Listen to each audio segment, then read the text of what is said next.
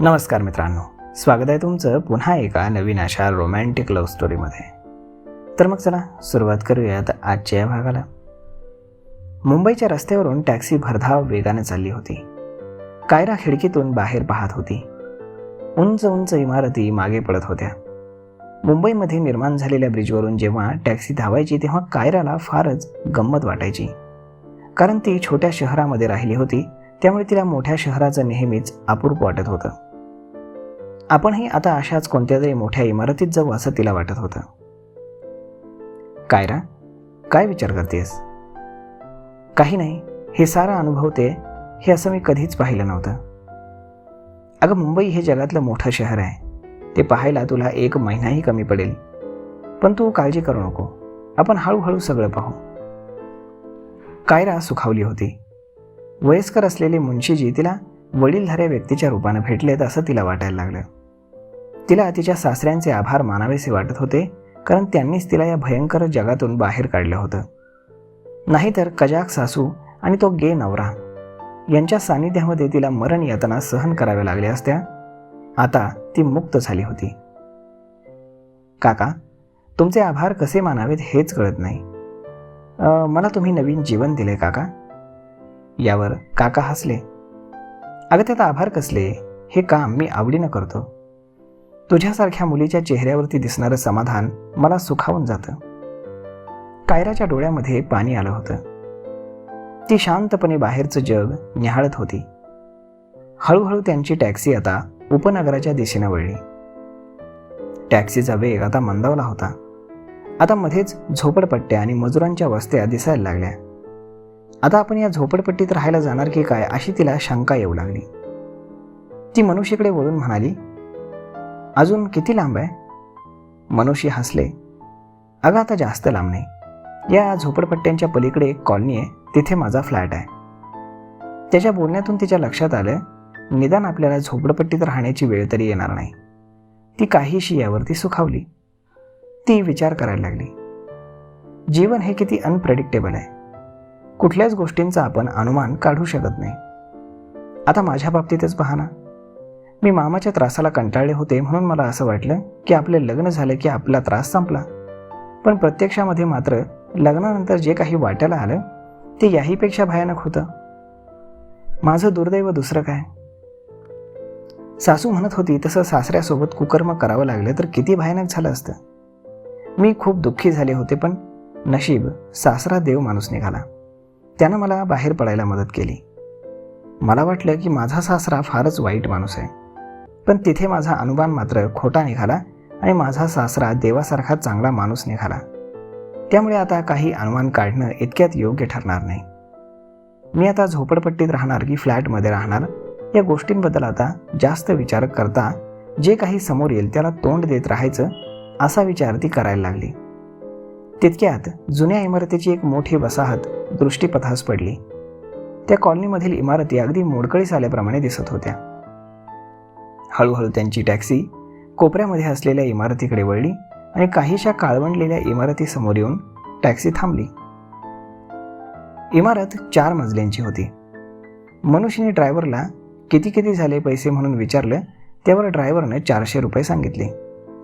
मनुष्यने त्याच्या हातात 500ची नोट दिली. त्यातील 100 रुपये रिटर्न घेऊन मनुष्य टॅक्सी बाहेर आले. त्यांनी दरवाजा ओढताच 2 बॅगा घेऊन कायरा बाहेर आली. एक बॅग मनुष्यने स्वतःकडे घेतली आणि दुसरी कायराने उचलली. ते दोघेही इमारतीमध्ये शिरले. मनुष्यचा फ्लॅट 4थ्या मजल्यावर होता. बॅग घेऊन 4थ्या मजल्यावरती येताच त्याला धाप लागली होती. मनुष्यने थापा टाकत बॅग खाली ठेवली आणि दरवाजा उघडला. आतून कोंदटलेला दर्प तिच्या नाकाला झोंबला. ते दोघेही आतमध्ये शिरले. त्यांना आत शिरताच सर्व खिडक्या उघडल्या. तो फ्लॅट एक बेड कम एक हॉल एवढाच होता. त्याने विचारलं, हा फ्लॅट बरेच दिवस बंद होता वाटतं? हो, मी बाहेर गेलो होतो कालच आलं, त्यामुळे साफसफाई करायचं राहून गेलं. काही हरकत नाही, आता मी करते सगळं. यावरती मनुष्य हसले. अगं, कोणत्याही घराला घरपण तेव्हाच येतं जेव्हा त्यामध्ये एक बाई असते. ती थांबली.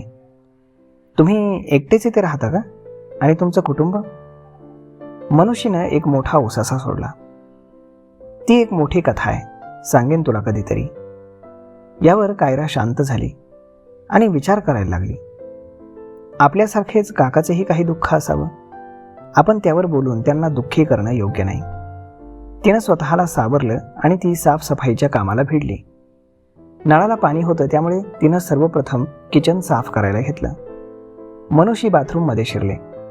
आंघोळ करून फ्रेश वाटायला लागताच त्यांना तिनं चहा बनवून दिला.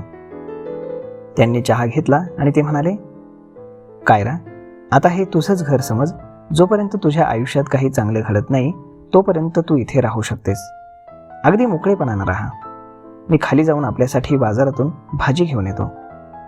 ती ठीक आहे म्हणाली. ते बाहेर जाताच ती खिडकीकडे आली. बाहेर शांत वाटत होतं.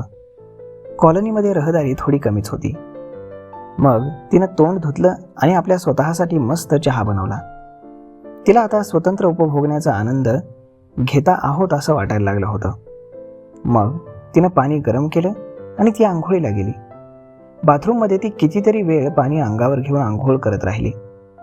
तिचे हात तिच्या शरीरावरनं फिरताना तिला एक अनामिक सुख मिळत होतं. गरम पाण्यानं तिच्या शरीराला एक वेगळीच अनुभूती मिळत होती. आपल्याला असं का होतं हे तिला कळत नव्हतं, पण आपण एकटे आणि स्वतंत्र आहोत या भावनेनं तिच्या तनामनामध्ये एक वेगळीच चेतना निर्माण झाली होती. ती आंघोळ करून बाहेर आली. कपडे घालून ती आता रिलॅक्सपणे बेडवर झोपली. पण काही क्षणातच तिला झोप लागली. झोपेतच दरवाजाची बेल वाजते असं तिला भास झाला. ती उठली तर खरंच बेल वाजत होती. ती धडपडत उठली आणि तिनं दरवाजा उघडला. समोर हातामध्ये भाज्यांनी भरलेली मोठी पिशवी घेऊन मनुष्यभाई उभे होते. अगं, किती वेळ झाला मी बेल वाजवतोय. सॉरी काका, माझा डोळा लागला होता. ते आत आले.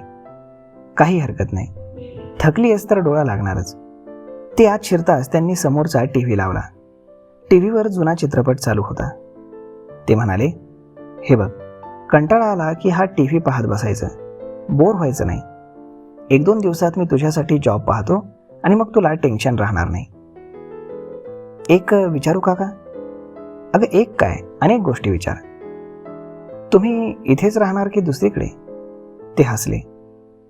अगं, हे घर माझं आहे, मी दुसरीकडे कुठे जाणार? इथे शेजारी लोक आहेत ना. हो आहेत ना, पण तू त्यांच्यात खूप मिसळू नकोस. का? अगं, लोक नुसत्या चौकशा करत असतात. बरं, त्यांनी विचारलं तर मग काय सांगायचं? काही नाही की हे माझे काका आहेत आणि मी इकडे शिक्षणासाठी आली आहे, बस एवढंच. हो, ठीक आहे. बरं काका, आज काय बनवू? बघ, भाजी आणली आहे, तुला जे योग्य वाटेल ते बनव. ठीक आहे, असं म्हणून भाजी घेऊन ती किचनमध्ये गेली. बाहेर खुर्चीमध्ये बसून मनुष्य खिडकी बाहेर पाहू लागले. त्यांच्या मनामध्ये आता अनेक विचार येत होते. आता पुढे काय करावं? बहुतेक त्या विचारातच होते. त्यांनी फोन काढला आणि एक नंबर डायल केला. तर मग मित्रांनो, आता कोणाचा नंबर डायल केला असेल आणि का, आणि पुढे काय होईल हे पाहूयात पुढच्या भागामध्ये. तोपर्यंत तुम्ही चॅनलला सबस्क्राईब करायला विसरू नका आणि व्हिडिओला देखील लाईक आणि शेअर करायला विसरू नका. धन्यवाद.